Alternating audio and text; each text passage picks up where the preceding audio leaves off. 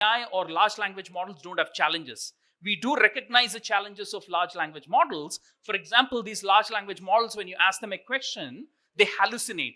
For example, they'll be so overconfident in giving an answer, they confabulate, they hallucinate, and very often they're not correct. But yet they're overconfident, and we now know how to solve this problem as well. So you will hear something called RAGs, the retrieval augmented methods. So essentially, we are growing very fast in AI globally. But how is it in terms of hospitals? Are hospitals really ready to adopt this AI? Now, let's take the example from the United States, because that's where I did do most of my research.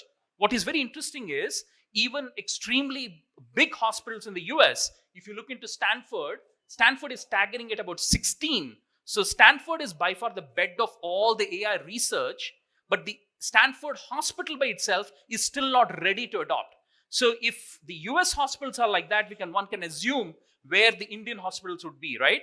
Now, globally, what is happening therefore in healthcare, one recognizes that the private sector is moving at a much faster pace, and therefore government needs to really catch up.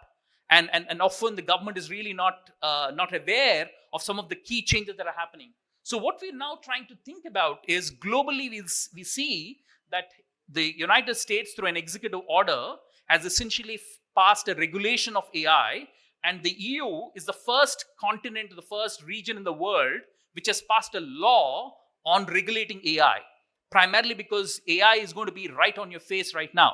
Now, what we also recognize is globally, the United Nations has now passed a new resolution called Governing AI for Humanity. So as AI comes into our lives, we need to really govern it, because AI can have a large number of problems as well, both in terms of its harm, both in terms of its safety.